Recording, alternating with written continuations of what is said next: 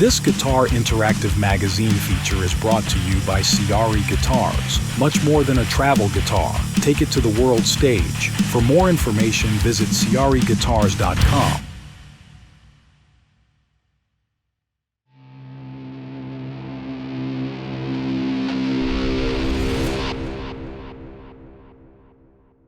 So hey guys, Jonathan Graham here for Guitar Interactive Magazine. We're here with the guys from Those Damn Crows. How are you guys doing today? Good.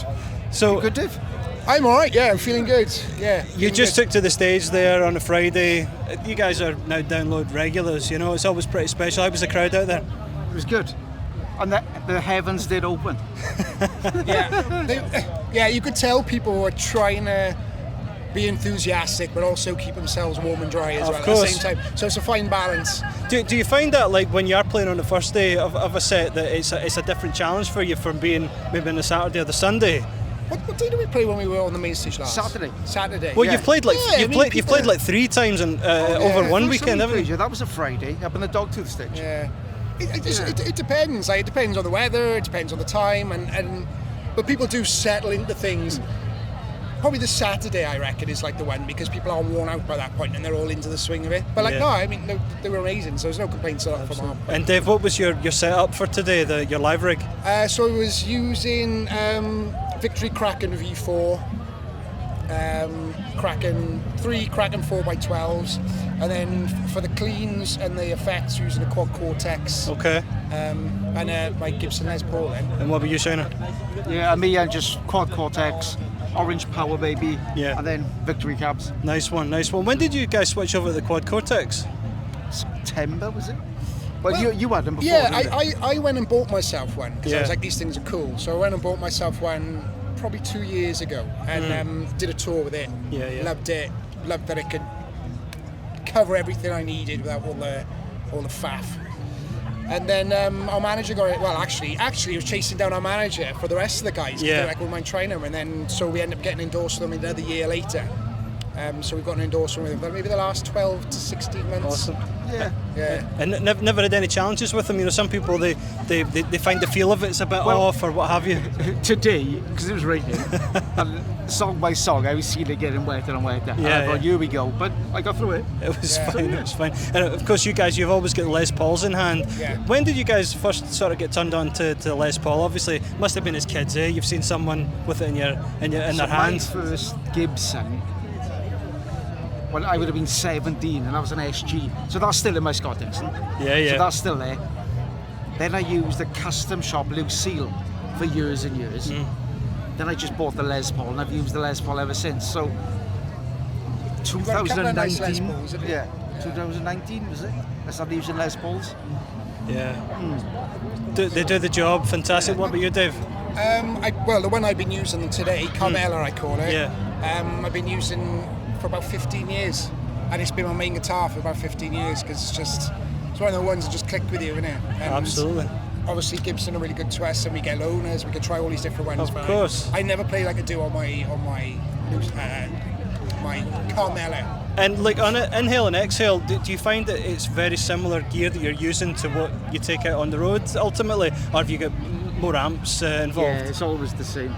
Because like even when we record, it's still our gear and our guitars. Of course. Yeah. We try and keep it as it's easy as we don't stray too far from what our sounds of course. Are, because it never sounds the same. It just never sounds good or the same, or it just sounds a bit weird. Of course. And of course, just a couple of days ago, you guys dropped Let's Go Psycho, which is fantastic. When are we going to hear some more music then? It's a new album on the way then? We don't know really. I mean, we're working on the new album. It's pretty much recorded, so it won't be before long. But we basically recorded some of the tracks earlier on, so we could get something out for download. So Let's Go Psycho. There was another song. Yeah. So we could get something out for download, give people a bit of excitement. Of course. We're still working on the rest of the album. Pretty much done, but I don't know. I can't say when, but it won't be before long. Do you find that there's still scope for an album these days? Because obviously on Inhale Exhale, you guys released a lot of tracks there. It was I think maybe 17 tracks on the record. You know, you're really pushing the boundaries with the fact that you've got unlimited space when it's digital, what have you. dropping tracks individually as opposed to doing it albums. Have you got any preference over that? Do you still think that there's validity in having an actual album full of songs? Yeah, I guess so. I mean, you know, in all honesty, it's our label that decides on the release and the track drop. We choose the songs, they choose the dates and how many and whatnot. Yeah, it's still thinking an album. Like, I still listen to albums. Like, driving up to here, I listen to 6 albums on the bounce, back to back. Like, and it's not as important, but there's a craft to it, though, isn't it? Like, getting this cohesive thing. Yeah, it's definitely think of the album as a whole, as opposed to just recording songs and. Yeah. Sorry, I just laughed at the guy who just walked sorry, right in front of the with the brightest top possible, you know, high vis. We need the high vis on, so he saw us. So obviously here we're at hallowed ground here at Donington. What are some of your early memories of coming to the Download Festival as punters? So the first time I can remember being here properly, 2006, side of the stage watching my brother. And just the power of them side fillers. I was like, that's what a kick drum should be. Yeah. So that's my first memory. I came to that, it was a weird one, the very first download in 2003.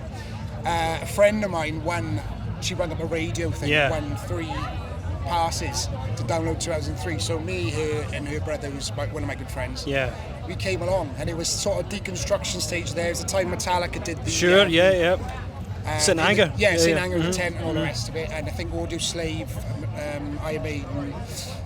So it was the first time I did download, it was the first one, and it was like as a kind of like prize-winning guest. I like put been to loads since as a punter, as a guest, as an artist, like all sorts of things. Absolutely. And who are you looking forward to seeing this week? You're going to get a chance to check out some bands. I want to see Funeral for a Friend tonight. Obviously our manager's the drummer, isn't he? So I want to see how they're doing, because we can rip him if it's not as good as he thinks. I really want to see Sum 41, but I'd be gone. Okay. So I'm here all night, so I'm just going to try and catch as many bands as I can. Because there's rumours of a secret set from someone. But you guys get any insight into that? No idea at all, but we had our predictions. I guessed Paramore. Okay. Don't know why. Why not? Yeah. Someone else. And I've got it on good authority. It's the Spice Girls. I put some money on that. That's for sure. I'm sure they would go down very well.